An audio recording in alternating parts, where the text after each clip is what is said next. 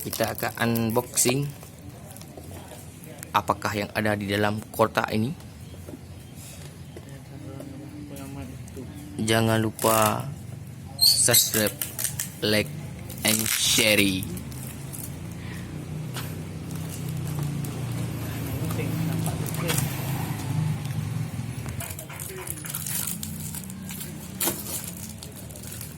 Anak galan ha.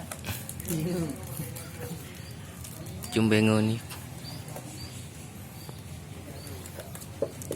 Anak Najim. Hei, selamat. Cereng cereng cereng cereng.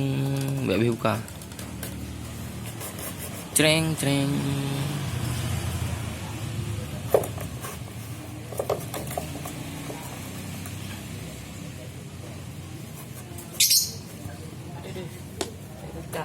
Iya, ternyata lovebird. Jenis apa ni? Merah.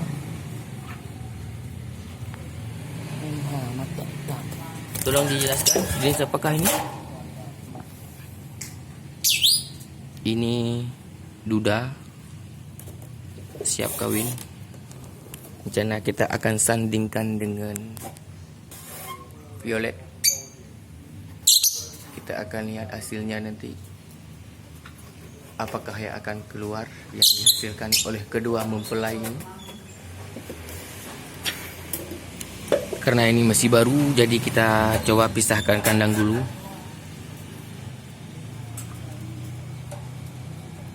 Biar mereka kenal. Bersih, putih.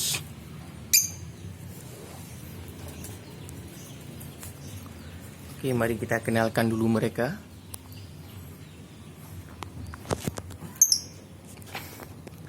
Hei, cewek.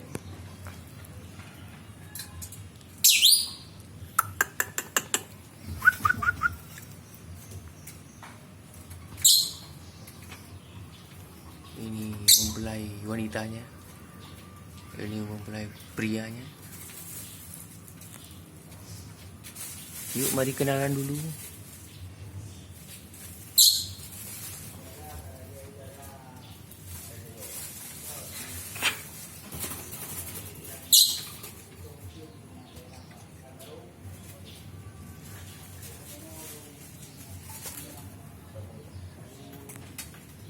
Malu-malu dia, malu-malu dia.